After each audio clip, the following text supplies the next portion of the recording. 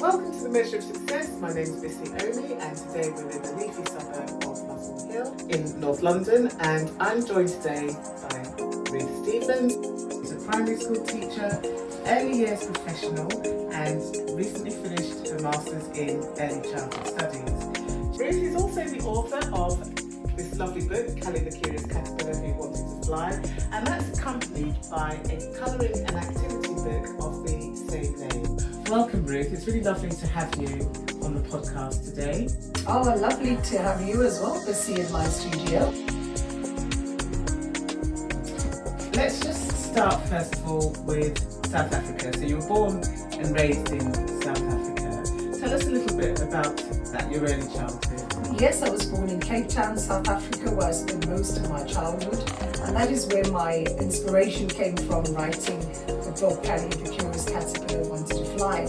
Because growing up as a child, my family were very loving. I was one of my grandmother 10 children, and my mom, being very unwell when she was growing up, couldn't really read or write. So she was not very strong with her literacy skills. So I had to depend on my aunts and to help and take me to school and help me with reading and writing. And yeah, that's why I spent my primary days in a school in what they call the townships in South Africa, in Manenberg. We were socially segregated, as you know, everyone knows about apartheid. Growing up in apartheid, for me, what I remember most is the school disruptions. And obviously the freedom chants of free Nelson Mandela, because at the time he was incarcerated and imprisoned. So for us, not knowing Nelson Mandela, but fighting the fight in the struggle was what we did in schools. Lots of disruptions. All I can remember is armored vehicles, dispersing the crowds with rubber bullets, minding my own business, walking from school. The toyers or the people started with their tires and burning, and it was very disruptive and also very dangerous, and the police then would disperse the crowd with rubber bullets.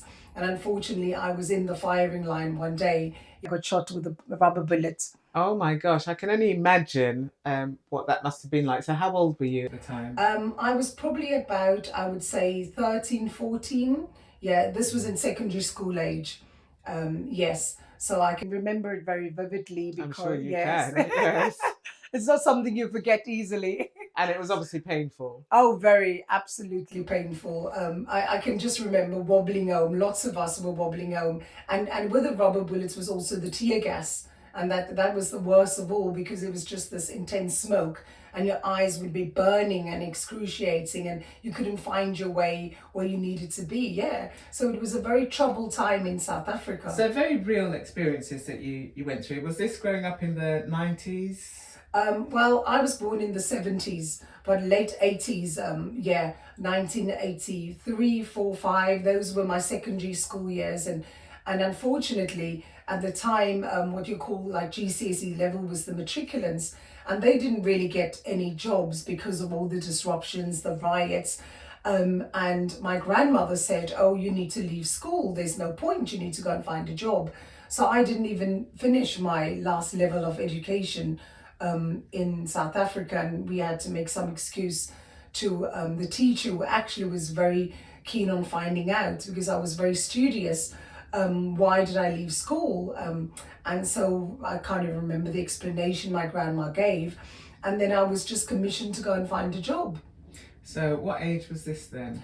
Well, I must have been 16 then, 16, 17 going on, because you finish your matriculation about 18 years old. So when I left at 16, I had 2 more years to go for my matriculation. Lucky for me, I found a very, very good friend who's passed now, sadly.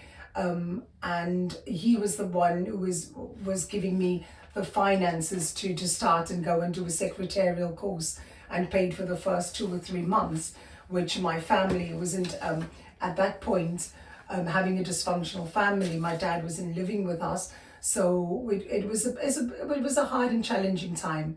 But I managed to do the course. I couldn't even finish it because I couldn't afford to pay but just enough to type really fast, 95 words per minute. Right, okay, so you were able to earn a living and that. How did it feel for you though, not being able to finish your secondary education? At the time, were you aware of the impact that they may have on your life? Truly, I would say nobody in my family had degrees or had gone to further education. So it was something that was unknown to me because they all started very young, working. My grandmother, for instance, had to work in service and slept and worked and did domestic work. So did my mum.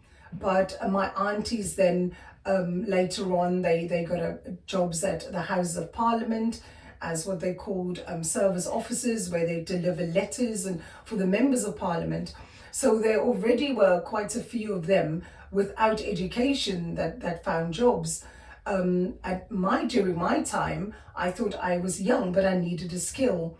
And the typing kind of set me already on a higher level. So I could then, through one of them, through word of mouth, get a job as a secretary. Right, so you're obviously one of the fortunate ones that was able to get jobs, and obviously in a very high standing as well at the time. Yeah, it was just a blessing actually, because it all just worked out really well. Later on, I realized that the higher I wanted to go in my career or starting off as a young person, I needed to have the education. Because if you then applied for any position, they wanted to see this matriculation certificate, which I couldn't produce. So that was a motivator for me to then finish it. Right, and so you did actually complete it in South Africa then? Well, what I did was I applied in faith for a position, apart from my first 10 years of work. I wanted something different now, so I applied for one of the government departments, and I interviewed really well.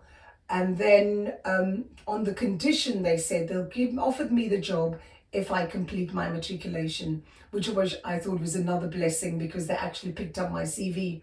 And then I did evening school, which was night classes, and completed it. Yes, yeah. And did you enjoy it at the time? Well, it was challenging. We didn't have a car to be taking at night time, dropping and collecting, but I managed to finish it, and a very proud moment, to have actually achieved matriculation. At that point, I didn't even think of going to a college or further education or university. So growing up in South Africa, unfortunately, it wasn't the easiest time, but it was still a happy time for you growing up with your family, etc. I think you came from a very lively social family, is that right? Oh yes, yeah. My grandmother was the pillar of our little of the family, drawing everyone together. I can remember very happy times, eating food together and celebrating and dancing. They always used to do ballroom dancing, all the women in the front room, and playing with the spoons. So yeah, it was very exhilarating as a young child growing up in a very loving family, although not, I wouldn't say very poor, but just enough so that we could live comfortably. So at some point you came to the UK, United Kingdom. So how did that journey start? Well, I met my husband, Peter Stevens, and he was in the Metropolitan Police. But when he was working in South Africa, he was first a United Nations observer, and then he worked for the High Commission. And so myself working at the Ministry of Police Service, we befriended each other. And when his contract expired, I followed. So, yeah, and I came to England, and that was a very daunting experience, but yet I was the first one of my family to move abroad. Very lonely experience as well, as I must say. So love brought you to the UK, basically. You followed your husband here. Did you come at the same time together? No, we did this long distance relationship for a while. And in those days, it was just emails. So you wake up in the morning and you look at it and there's an email. There was no mobile phone, or I didn't have a mobile phone at the time. So that is just how we, and then I would visit maybe once and come over. But when Peter left, I just came over to the UK. Right, okay. So you've explained that it was very lonely when you first came here. Is that Yes, because I was the only one. Obviously, my family had to leave everyone behind. And yeah, so the first thing I did was find myself a church. And I think that's been very welcoming for me because it was a community that I could gravitate towards every weekend. And I found amazing friendships, lifelong friendships that I still have today. you had faith, obviously, coming from South Africa as well? It wasn't just that when you came here, you found God. Oh no, I've always been very involved in church. I'd always find myself being in the center of where God needs me to be. Yeah, just offering a nurturing, kind, and the community spirit. That's kind of how I always find myself to be in a position where I can make an impact. There's always been one of I always say, Lord, where do you need me to go next? That's actually really interesting because I do know that, so many people tell similar stories of, doing the Lord's work, and it's the Lord basically that's got them through hard times and tough times, etc. So, what was that experience for you? Did you rely on God a lot when you were first coming here? I didn't have a choice because it's the unknown. I've never traveled abroad. I've only just traveled in South Africa. So as a young woman, that was the only thing I could, I mean, what I felt was that spiritual guidance. Because if I didn't have that strength, and I know there are many people that don't believe in God, but I do believe in God because is where my strength comes from. And that is what I totally relied on at the time and still today. The church basically was your intro into life in this country. As you Yeah. said, you found lifelong friends, etc. Um, you had children during this time, Yes. and so they grew up, they went to school here, etc. What did you find the school system like here compared to South Africa? A completely different system to what I was accustomed to. In my days, they were doing standard 1, 2, 3, and 4, and they've changed it since. Now, to me, reception and year 1 and year 2, and yeah, the system and key stage 1, I had no idea what they were talking about.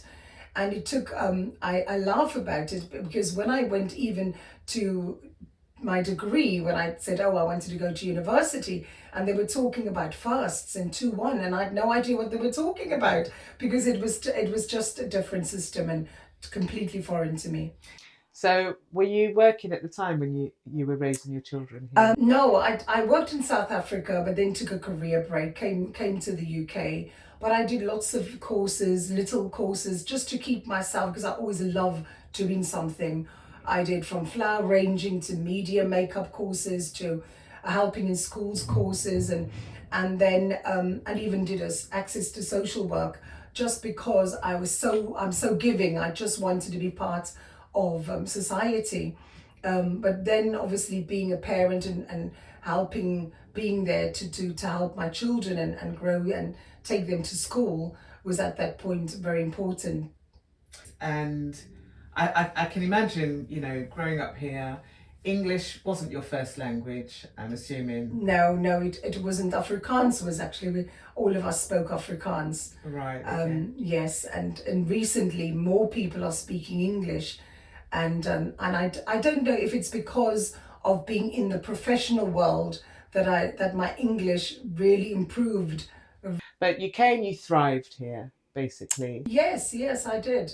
So at what stage did you think to yourself, I want to go into teaching? My passion has always been teaching. I didn't have the qualification, but I knew that was almost within me to nurture and to teach, to facilitate and just support.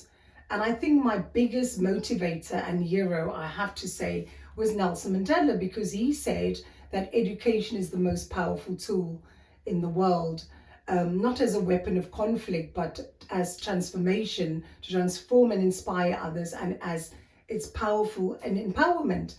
And so I always knew that I am very ambitious. I love being a mom, but I knew that I wanted to be impactful. So at my local church, we few ladies, we decided we're gonna create a mother and toddler group, and which run very successfully for 3 or 4 years. And then as things go, there are seasons. So as I was doing that, I went to do a helping in schools course, and I laugh now because when I was doing the course, the instructor that I had my first assignment, and I handed it in, and she looked at it, and her feedback was, "Ooh, are you sure you want to do this?" She said, "You'll go nowhere with this." She said, "No, you really need to improve on your writing style." This Um, is a teacher in. I think she was working for the Workers' Alliance at the time, but she was one of the tutors there. And it saddened me because it wasn't like our approaches now that we will take, oh, your feedback should be a sandwich effect, give the positive, and then you build up on it and negative and end with a praise at the end. No, it was just full on. Very direct. This is very direct. She said, unfortunately, your writing style is not good enough. So I suggest if you do think of doing anything further, maybe you should do a writing skills course first. It kept on ringing in my ears, "You're not good enough, you're not good enough." So for myself, I had to prove that wrong. And I think that is when my journey started. Although I did do the 6 weeks, and I tried my best to improve the writing, but every feedback was kind of almost still the same. Yeah, and so I did more reading, and I practiced my own little writing at home, and then I thought to myself, no, I'm not going to let one person push me down, because maybe that's her opinion. Other people might feel differently. And that's when I pursued and I did the access to teaching. Did you just push on through and say, absolutely, I know what I want and I'm going for it? But see, for me, growing up in South Africa, I come from a poor family with nobody that was educated to secondary school level. So coming from that route, and also the fight for Nelson Mandela in freedom was, although we were socially segregated and everyone living separately, I knew that education for me was the key, because one of Nelson Mandela's most powerful words always were that education is your most powerful tool. So I wanted to empower myself, and I was very resilient. Oh, she knocked me with her words at the time, but then taking a step back, I said, no, this is what I would like to achieve, and I can only do it with further study. I loved that, you had that belief in yourself, basically, that you were going to keep going, that you weren't going to give up, etc. And I think it's an important message for so many people, because when they do get a knock, it can be very easy to sort of, scale back and rethink things and think, oh, maybe this isn't for me.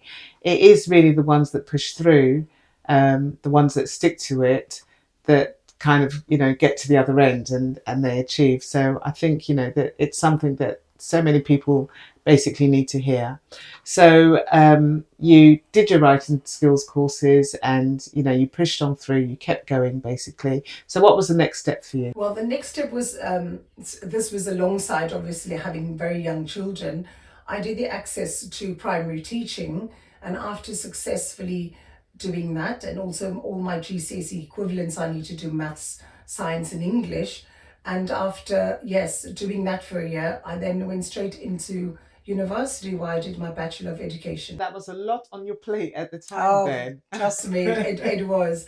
Young crying children. Lucky for me at the time, Peter and I swapped roles, and he was able to be free in the sense of looking after the family, minding the family, while I was taking my journeys to Hertfordshire and coming back. I envied the young students, though, I must admit, who could just go to halls and go to a party, and then I'd come home. But it had its rewards in the end. So at no stage did you think to yourself, oh my gosh, I've made a big mistake here. Teaching just isn't for me. You always knew once you'd started that was going to be your passion. Yes, yeah. I was driven by the fact that I needed to get my degree. I think the biggest challenge, and I'll smile about it, and my children know this as well, is that I'm not that skilled with maths. So the year that I finished my degree course, you had to do a skills test for maths and English, because it's just when the Prime Minister announced that they wanted these amazing teachers to be able to teach children, obviously quality teaching, and the skills test beforehand, people could do it 6 times, 7 times, 8 times, as many times. I know one person who did 7 times. Right. But with my year group, they decided they're only going to do it 3 times. Right. So lots of the students started panicking, because if you'd come 3 years into your degree, you don't want any stumbling blocks. If the test was at the beginning, then you know at least, okay, there's no chance of me, I can't be a teacher. But with us, it was the 3rd year. So the English I passed first time round, and it's a bit like the DVLA test, the driving test when you go in at the computer. Yeah. But because I had this fear of maths, I'm sure I was dyscalculia or something. Whenever I heard the person said, practice question number 1, I would literally just freeze. Right. I couldn't progress. And I failed it twice. Oh dear. And on my 3rd time, I was on the floor crying my eyes out. I am never going to be a primary school teacher. I can't do this. I'm so rubbish at maths. There's no way I'm going to pass this. And my lovely neighbour said, no, you are going to do this. We're going to find your tutor and you're going to do this. And I drove all the way to Teddington to find a maths tutor to help me with the skills test. And I came there to the person's house, and he had this big board on the table, and we were working things out. And he said to me, but you can do this. What is the problem? I said, but as soon as I get to the station where I need to answer the questions and I hear this woman's voice, I just go blank. And that was the hilarious part of it. It was my fear of maths were literally stunting my development. It was holding you back. It was holding me back at that time. You're absolutely right. But as you know, the 3rd time, I just said, I prayed about it, and I practiced loads and over and over, repetition, and then I actually passed it. Oh, well, that must have been an amazing feeling then. It was indeed. So you started teaching now by this point, and it's going very well. You're enjoying what you're doing. What would you say were some of the best aspects of teaching for you? The best, Bissy, by far, is just working with the children, seeing how they're learning, seeing their development, seeing the progress when they started academic year. As a teacher, that's the most rewarding. All the other bits you do because, firstly, you can just do because you're passionate about it. And secondly, some of us get worn out and it's a job. But for me, it's always the nurturing aspect of the children seeing me like I'm their second mummy. So what age group is early years then? Well, I've started initially with primary school, which was from reception to year 6. I love years reception in year 1, and I have had a couple of schools where I stayed for a period of 5 years, and recently my most recent experiences were in early years. I did supply teaching for a little while, and I went into a nursery. And I thought, oh my goodness, these children are so little. What can they do for themselves? But having had that experience, I would say it was one of the best experiences I have had. Because again, it's just seeing the growth, seeing the development, seeing how their language develop as well, seeing how they're taking the pens up and knowing what is their dominant hand. And amazing. Now, we know that teaching also has its challenges as well. A lot of people burn out, whether that's teaching older children, secondary schools, etc. But there's a lot of pressure on teachers. Oh, definitely. Absolutely. I hear friends of mine before, not so much now, that say, oh, teachers get so much holidays. What are they complaining about?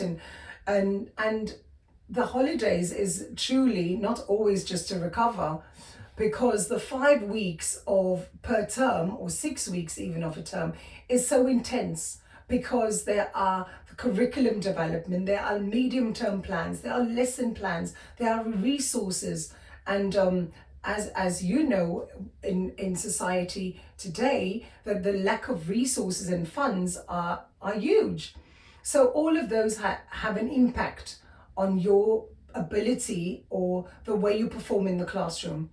And I think finance is a big, obviously, challenge for a lot of schools. I can remember before we used to get a lot of supply teachers. Now the budgets of schools are reduced, that they don't get often actually employ supply or cover teachers anymore. They will train the staff they have. Some of them will just go in maybe in the deep end to be HLTAs, which is high level teaching assistants, to cover the classes so that they can obviously save some money to be able to spend on other resources within the school. Absolutely. And I know that there was certainly a time when teachers really were appreciated, which was during the COVID crisis 2020, when a lot of parents had to homeschool their children and realised just how difficult it actually is to, to educate children, to teach children. I know that we had the clap for nurses. Unfortunately, we didn't have the clap for teachers. No, unfortunately not. but certainly, teachers were appreciated, and I think to this day really are appreciated, even despite all of the obstacles and challenges, etc., that come along the way. I should mention at this stage that we are in your beautiful studio, which is basically at the back of your house. Can you explain this studio? I mean, it's beautiful, it really is. What is this studio all about? Well, I created this initially was it's in my garden shed actually, and I wanted an extra room in the garden. And I thought for a very long time it became a dumping ground. So we had boxes and everything in there.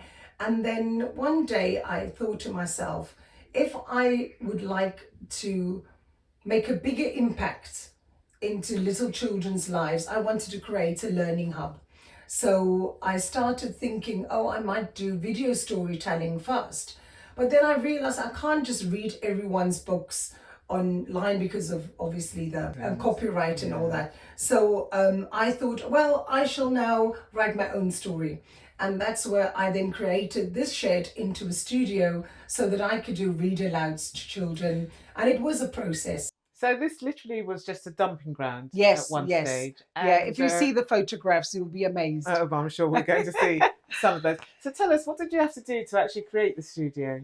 Well, it's made shelves, and then I started crocheting little animals over there, just so that I can, when I do my storytelling, and I just to engage little children. And these truly are absolutely adorable.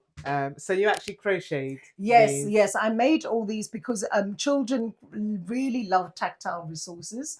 They love to manipulate things. They like to feel the texture. So I thought to myself, okay, I've never crocheted before. Maybe I could start. And it all started with a lovely lady showing me how to do a magic ring. So if you want to do one of this, Bissy, I can teach you how to do it. I would love to be able to, and maybe to you turn can... my hands. I've never been very artsy and crafty, but if somebody can teach me, I'd be more than happy. Yeah, yeah. So all of these little animals, they go with particular It's stories. amazing. So we've got foxes, we've got ducks, we've got pigs with the 3 little pig story. Yeah, there's quite a selection over there. So that's what I did initially. Crochet to make story sacks to go with the stories. Right, and I can see on your shelf up there you've got a lovely caterpillar as well. Does this go along with your book that you've written? Yes, this is Callie the Curious Caterpillar Who Wanted to Fly. And Callie lives beneath Table Mountain, it is a bit of my own story. Because when this is Table Mountain in South Africa. Yes, when people tell you can't achieve because you're not educated, then you need to prove them wrong.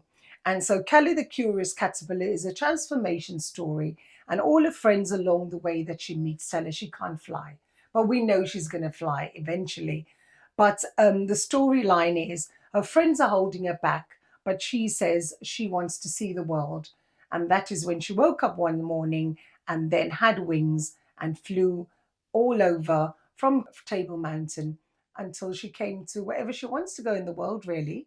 And as we've mentioned before, it is an amazing story for children. And I'll just hold up again the book that we've got and the accompanying colouring book. So this is like an activities book that the children can go through. So again, I'll just sort of hold that up to the camera so that we can see that. So how did this come about then? So you'd made the studio. What was the next stage? Well, I made the studio and then I thought to myself, if I wanted to reach out to people to say that your transformation story can literally start with anything, anyone can do something if they have an idea. And then I started making little videos, like transformation videos. So I've got a couple on Instagram, which is at ruthie.stevens. And then I came into my studio and I did the read aloud, which is also on YouTube, Ruthie's Little Explorers, just so that more people can actually access the story, because I think it's such a beautiful story and not everyone is able to go on Amazon and buy the book. Now, I love the fact that it is also available on YouTube as well. It accompanies the book, obviously. It's the same story, but it's online as well. Yes.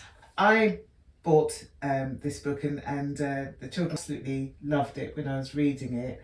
But when it also became available on YouTube, they were just mesmerised by it because obviously they'd already seen the book and now they were actually listening to the book. So it is a really, really good accompaniment. You know, you've got the book, the activity book, and also the online reading as well. One real blessing is that the story is going to be published in South Africa. I'm talking to a publisher at the moment. And so that we can get it into schools. They're very excited about the project. So hopefully by next year, February, I'll be able to launch the Callie the Curious Caterpillar Wanted to Fly in South Africa. Now that's an amazing story. So you started out just at your kitchen table, just writing the words to the book, etc. And that actually turned into a book. It was then published on Amazon. How easy is it to publish books on Amazon? The self-publishing is not actually very difficult. It is time-consuming. I did most of the illustrations on Canva. I had my Canva is an app. The Canva is the app. Yes, canva.com. Go and look on it. It's got amazing templates to use, and then there's loads of videos as well on YouTube that I've when I did my first one, I watched videos how to do the specifications on Amazon KDP, which is very specific. So once you get onto Amazon KDP account, open your account, and that is exactly what I just followed step by step. Then you do your illustrations and I self-illustrated it on Canva. I had the caterpillar in mind I wanted, and with Canva it is absolutely brilliant because you can delete objects, you can have a magic wand, you can delete the backgrounds. It has absolutely transformed my life.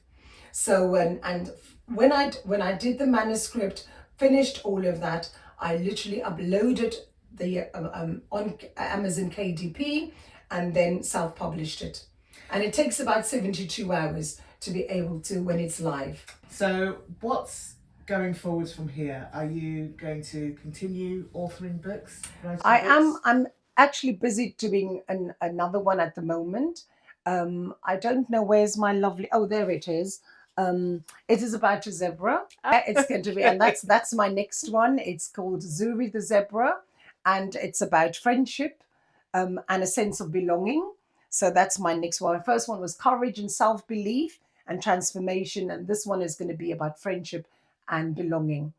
So it really is becoming a franchise in this respect then, that, you know, you're not just doing one book.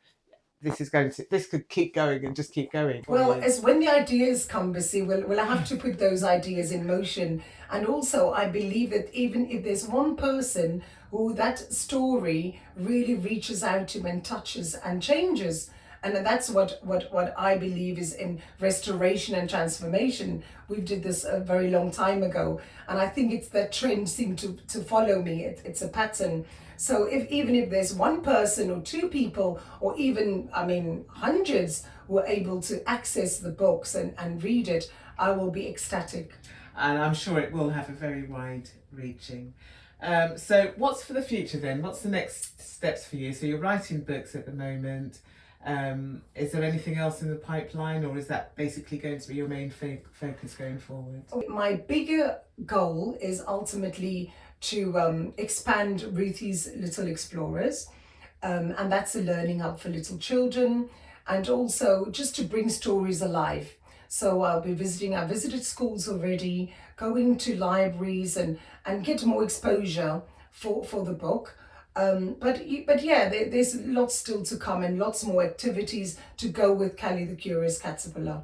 I went as far as Miami to be able to see just the world of butterflies, a butterfly world, and it was absolutely extraordinary. So on YouTube also, I do like traveling, so I do like to bring the wild to children in their homes. Not every little explorer can travel the world, so my task is to bring it into their home. So yeah, I love adventure. So wherever I go, my next adventure, yeah, just follow me or subscribe to YouTube and you'll find where the next adventure is. Ruth, it's been really wonderful speaking to you. I've loved hearing your story, from South Africa, coming to the UK, and everything that you've managed to achieve in the meantime as well.